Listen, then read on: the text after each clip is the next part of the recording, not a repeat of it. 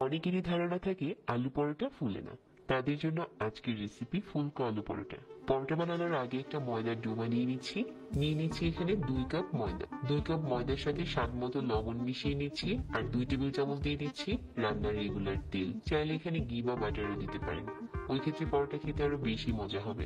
এখন এই তেলটা ময়দার সাথে ভালো করে মিশিয়ে নিচ্ছি। তেল মিশানোর কাজটা একটু ভালো করে করতে হবে, তাহলে আমাদের এই ময়দার ডোটার সাথে সাথে সফট থাকবে।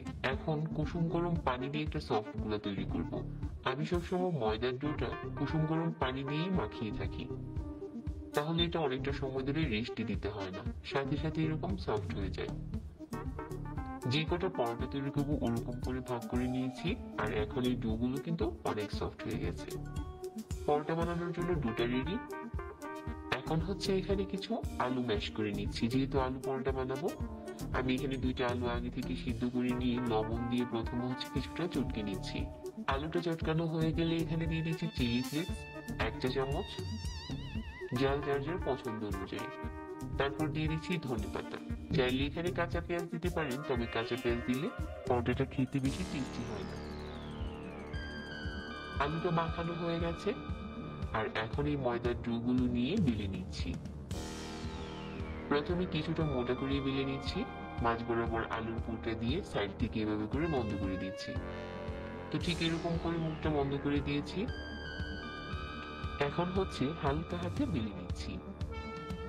বোর্ডে কিছুটা ময়দা ছড়িয়ে দিয়ে এরকম হাত দিয়ে চেপেও এটা পাতলা করা যাবে, এত বেশি সফট হয়েছে। তবে বেলুন দিয়ে করলে বেশি ভালো হয় যদি আপনি পরোটাটা একটু পাতলা খেতে চান। এই রেসিপিতে আপনি পরোটা বানালে প্রতিটা পরোটাই ফুলকো হবে।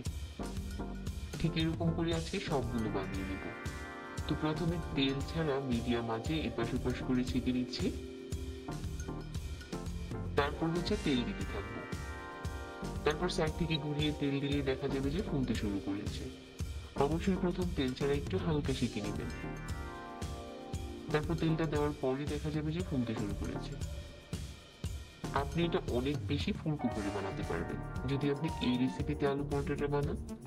প্রতিটা পরোটাই ফুলকো হবে আর খেতে অনেক বেশি মজা হবে।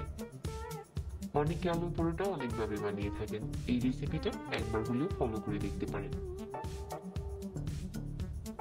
এখন এই প্রতিটা পরোটা অনেক বেশি মুচমুচে হয়েছে উপরটা, আর ভিতরে হয়েছে সফট। তো এভাবে করে আলু পরোটা বানিয়ে বাচ্চাদের টিফিনের জন্য দিতে পারেন, আবার বিকেলে নাস্তার জন্য এই আলু পরোটাটা খেতে দারুণ লাগে। সহজ রেসিপিতে আজকের এই আলু পরোটাটা শেয়ার করেছি। আশা করছি আজকের পরোটার রেসিপিও সবার ভালো লেগেছে। যারা এতক্ষণ সাথে ছিলেন সবাইকে ধন্যবাদ জানিয়ে আজকে এখানে বিদায় নিচ্ছি। আল্লাহ হাফিজ।